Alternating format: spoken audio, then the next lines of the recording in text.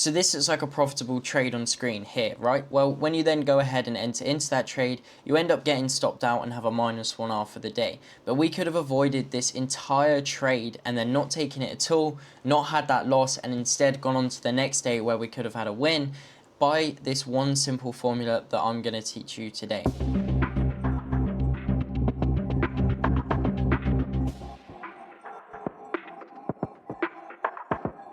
First of all, what is AMD and accumulation manipulation distribution, or also commonly known as the power of three? Well, the power of three, as you can see on screen, consists of three things, as I just mentioned. You have the accumulation session, the manipulation session, and the distribution session. As you can see, the distribution is where we've entered our trade and we're presenting the volume. So how does this work? Well, let's go ahead and break it down.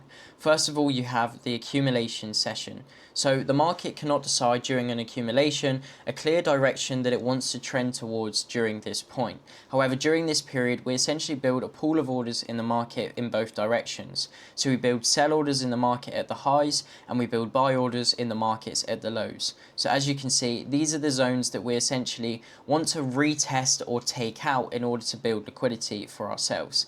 And that's what then moves us on to a valid accumulation session. So when it comes to trading in the markets, you can have invalid and you can have valid accumulations. That trade example that I showed you at the start had an invalid accumulation, and that's why it went ahead and actually came out in a stop loss, is because it was trading in non-AMD conditions. So we want to always ensure, if we're trading an AMD based strategy, that we're ensuring everything is valid. So we want to make sure, first of all, our accumulation is valid. And how do we do that? Well, it's very easy. The sessions start and end are the easy way to identify an accumulation session. So you remove all emotion of having to identify all of these different factors when it comes to trading, and instead you use a nice and easy mechanical method to identify these session periods. So if we look at an accumulation session, as you can see here, as we entered into this, so say this was 5 o'clock in the morning UK time, which during certain points of the year is the start of our Asian session range, which would count as our accumulation period. So we take the start of our Asian session range and we look at the first candlestick in that session. Now, did this candlestick make either a high or did it make a low? No, it didn't. Now, as you can see, we entered in the market here and then we made lows within the market around that. So as you can see there, this starting here for the Asian session would be a valid accumulation. Now we have to look at the end of the session. So as you can see here, where we've come to the end of the session, same thing. Did it make a market high or a market low? And was that the overall session high or low made? No, it wasn't. Why? Because we have other highs and lows made amongst this session range here. This just finished at a middle point in the market, so this was just a ranging accumulation. So this validates our accumulation session, and this is how we can easily see if our morning session was an accumulation. This is where we get a buildup of orders that we can then go ahead and take out in the form of a liquidity sweep through the manipulation session. So let's go ahead and look at invalid accumulations. So if we were to have the opening of our Asian session be a low in the market, and then this low wasn't ever returned to, so the first candlestick made the low of the Asian session of our accumulation, that therefore then makes it an invalid accumulation session. If we look at the end of it here, as you can see, in this session we had a valid start to it because this wasn't a low or a high when we entered into the Asian session range, but as you can see at the end, this was the high made for the accumulation period. So there was no other highs that were made above this point here in the markets. This final candlestick was the high of our session. If this was the other way around and we had the high start the session and we had the low finish the session, that would also be an invalid accumulation. So if we make a high or low at the start or ending of our session, it invalidates it as an accumulation. This is because a session high or low at the end of a session is not true due to the low or high not happening during our session itself. So as I said, if we had a high here and then we finished up the session here, that would be a valid accumulation, just like those previous examples showed you. So let's go ahead and break down some real market accumulation session examples. Let's take that first example for the morning that I showed you, where we had this trade here that was a valid entry and then it went ahead and stopped us out. How do we know that this actually wasn't a valid entry? Well, we do that by looking at the accumulation session. So here's my Asian session range here from midnight till 5 AM. So as you can see, I'm looking at this orange box here that is marked out on the charts. essentially what I look at, as I say, is I look at the first candlestick. So let's go ahead and pull up a nice easy tool so I can identify that. So the first candlestick for this session was this one here. Now, was this the session high or low? No, it wasn't. Why? Because we have a session high formed here during the actual range itself. So because there was no low made by the first candlestick, there was no high made by the first candlestick, the starting of this accumulation is valid. However, when it then moves down to looking at the ending of this session, as you can see, we have the candlesticks here. Now, the last two candlesticks made the low of our accumulation period. This would then therefore invalidate the session in itself, and the reason is because we don't have any other lows formed. If, say, this candlestick formed a low here in the markets, we then pulled back and then we made that low, this would be valid. However, as you can see, the only low that was made for this session range here was this low at the end of the session. That therefore doesn't make it a range. Why? Because as you can see, we have one clear direction for this Asian session. So we want this to essentially be a ranging period within the markets for it to be validated to then look at trades. So because this was invalidated, even though we met all our further confirmations, it was a no trading day. It is as simple as that. So let's go ahead and find another accumulation session. If we go to the day before, as you can see here, we had a very nice valid accumulation. So if we look at the first candlestick that was formed on this accumulation Asian range here. So this was the first candlestick. If I go ahead and mark it out, that was the first candlestick there, that green one. As you can see, this didn't make a low or a high in the markets. This entered in, and then as you can see, if we move the circle down to this candle here, we had the low formed in the market. This was already during our Asian session range, so therefore it is going to make it a valid accumulation. But in order to validate the accumulation, we have to essentially go to the end of the range. As you can see, did we have a high or low that formed the end of this session? No, we didn't. We had a high that was formed in the middle of this session range here. As you can see, that was our session high, and then we finished closing around this point here. So this was a valid accumulation. We then met our further confirmations and we had a trade entry, and we got a 3.39 risk to reward take profit on that trade. So this is how we easily go ahead and identify valid accumulation sessions for our AMD strategy. Now we need to move on to manipulation and distribution. That's where we find our entry, and then we gain volume from the markets to go ahead and present the rest of the volume for our trade to play out. So loading back into the presentation and looking at SMC concepts, the power of 3, we can now go ahead and break down manipulation. So this is a manipulation session on screen here. Now when we look at a manipulation session, what we're essentially wanting this to do is take out the resting liquidity of the previous accumulating market.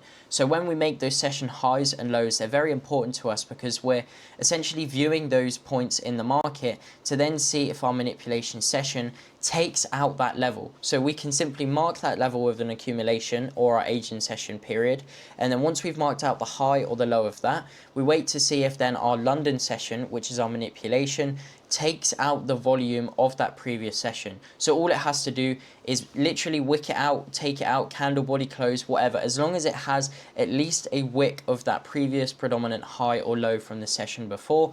That is our liquidity sweep, and the orders getting taken out for the liquidity in the market that was previously resting. So what we look for in our manipulation is we look for, say, an Asian session high to be here in the market, say it's around this point here.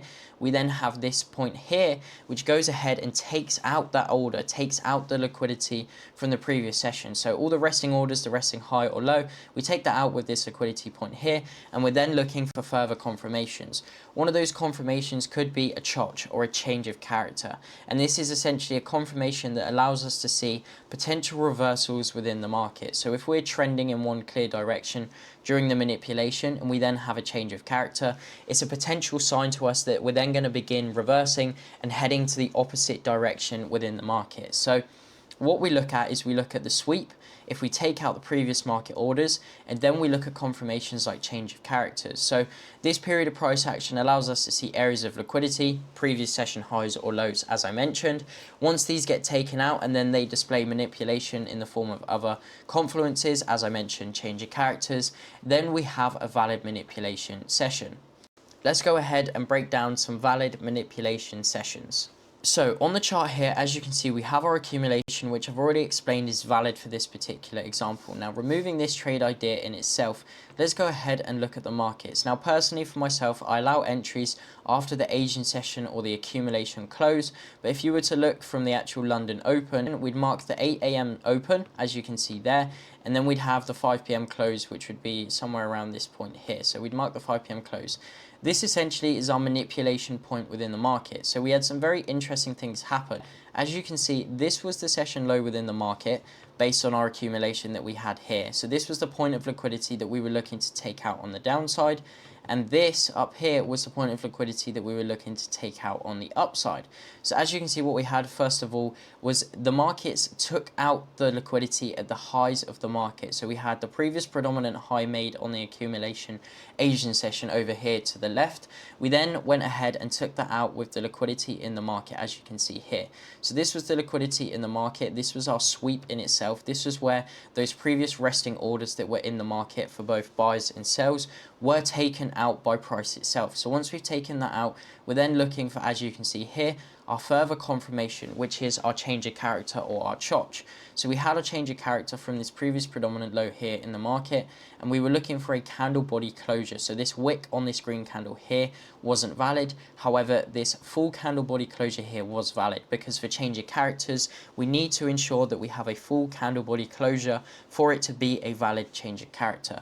So once we'd had that candle body closure, we're then looking for our entry conditions to be met, which we had, which is then when we presented the trade idea, which our trade idea was found off of this candlestick entry here. So as you can see, if I plot a trade and then I plot that as an opposite range take profit, we had an entry met here, and then we had our 8 a.m. manipulation session open. So as we opened up into the manipulation, we literally pulled down and took the opposite range liquidity, but this was then essentially chasing down and magnetizing to that lower point of liquidity. But what we've got is we've got our accumulation session, and this period here is our manipulation. This is where we're seeing the market manipulate. We're seeing the market take orders out that were previously left. So we have previous highs that were made during an actual session itself, and then we're taking those resting orders out with a manipulation session that's then allowing us to go ahead and find our entries. Now, it just so happened that in this particular period here, we didn't get the normal distribution that would have happened later on. It would have happened at this point here.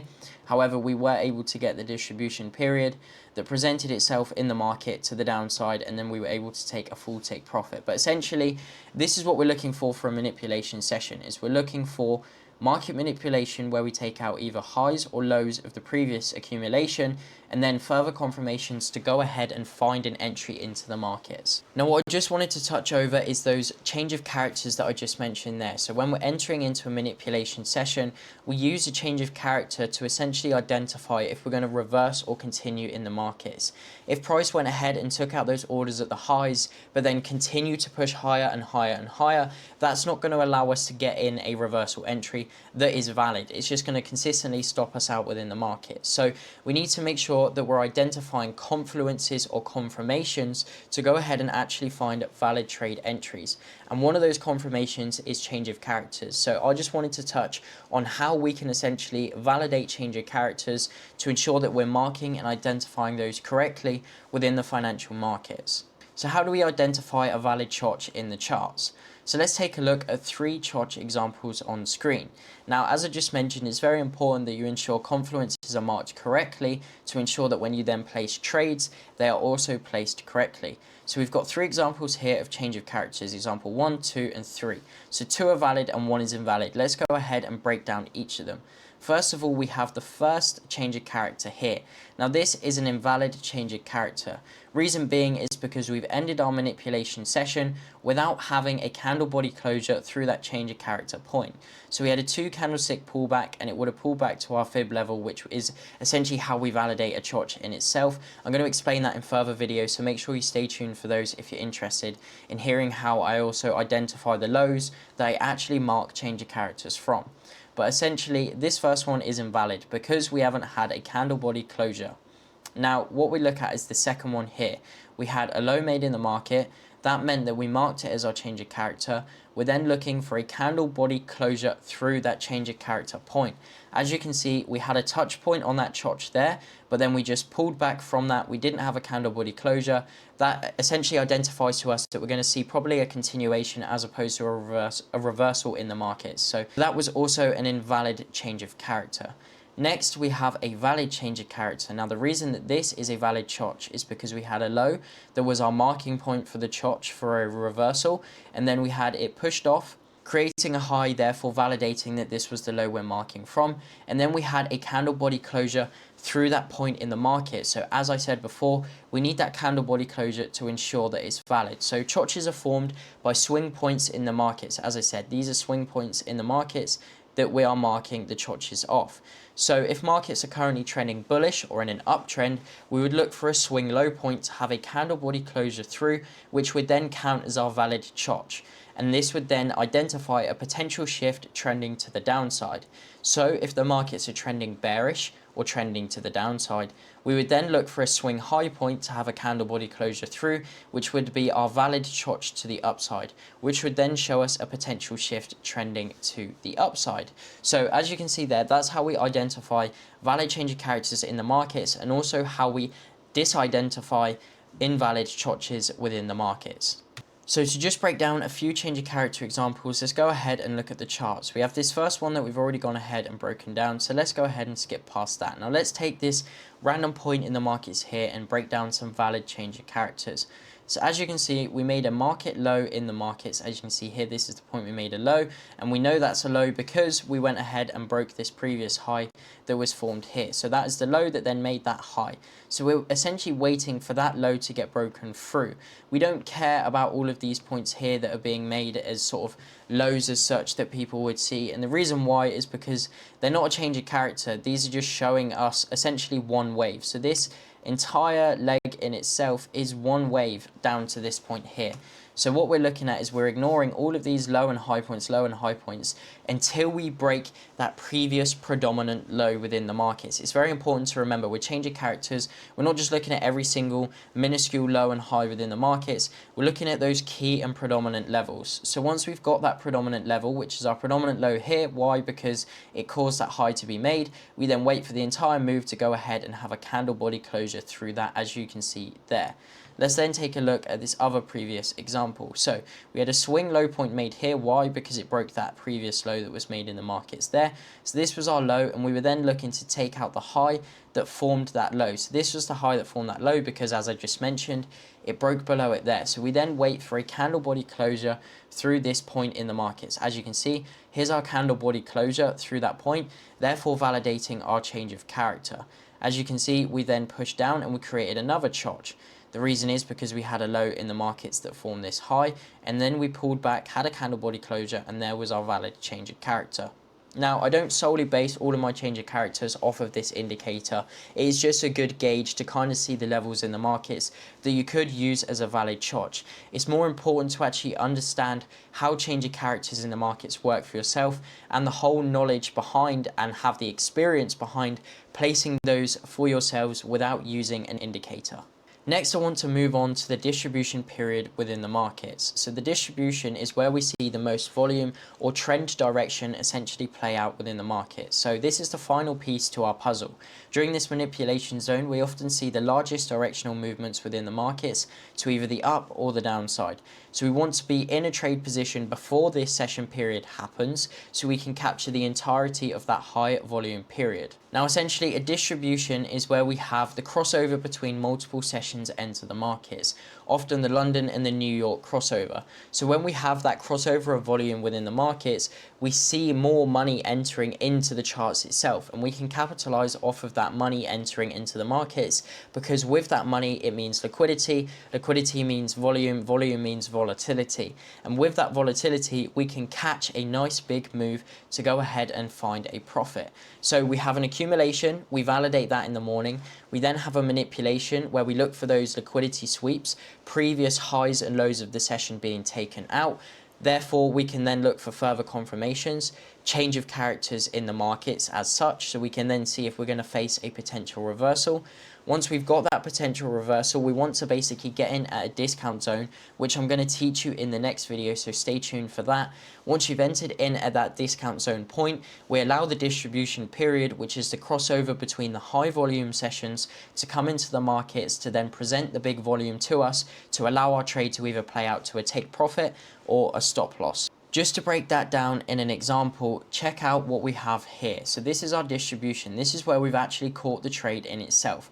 As you can see, once we've entered into the markets, the distribution period plays out the volume. But in order to get that entry, we need our other two confirmations, which is our accumulation and our manipulation. So if we look at our accumulation, as you can see, there's highs and lows made that weren't the start or the ending of the session. Yes, that's valid. We then look at the manipulation, where those highs in the previous session have been taken out. We then look for further confirmation, so that could be change of characters, it could be whatever it might be. Once we've had that in the markets, I then entered this trade off of a retest on that change of character, as you can see here. Once we've got that entry, we then allow the distribution to play out the volume for the trade. Now, this is a very simple entry model that I use repetitively on a day-to-day basis to trade multiple pairs, multiple sessions, and also multiple entry models. So you can go ahead and learn how to use this for yourself, or you could simply implement something like the plug and play indicator, which is essentially where we get these trades that use this strategy every single day, coded into a nice and easy to use indicator, as I mentioned. So you literally plug and play with that strategy on your TradingView platform, so you get all the trade ideas to take profit, stop loss, entries, use it on all different pairs. You get the agent session presented for yourself. You can then go ahead and choose to enter the trades that you want. This is fully compliant with prop firms, and it is a tool that I definitely recommend getting your hands on. But essentially, that has been all from me within this video. I hope it's been helpful, and I hope it's taught you something about the AMD Power of 3 strategy that I use every day to go ahead and trade within the financial markets.